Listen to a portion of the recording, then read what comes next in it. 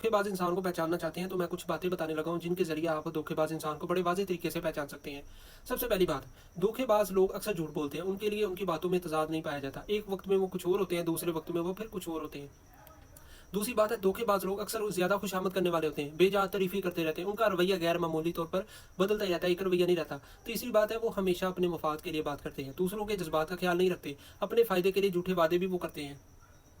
धोखेबाज लोग अपनी गलतियों का एतराफ़ नहीं करते, बल्कि वो दूसरों को कसूरवार ठहराते हैं और वो हमेशा बहाने तराशते रहते हैं। पांचवी बात है, उनकी बातें अक्सर मुबहम होती हैं और वो अपनी मालूमात छुपाने की कोशिश करते हैं। उनसे किए गए सवालात के वाज़ेह जवाब भी नहीं मिलते। छठी बात है, ऐसे शख्स के बारे में दीगर काबिल भरोसा लोगों से राय लें। अगर कई लोग उसके बारे में मनफी राय रखते हैं तो मुहतात रहें। सातवीं बात है, वो अक्सर जज्बाती हथकंडे इस्तेमाल करके आपको कसूरवार महसूस कराने की कोशिश करेंगे। आठवीं बात है, उनके अल्फाज और उनके अमाल में बड़ा फ़र्क होगा। वो जो कहते हैं वो अक्सर नहीं करते।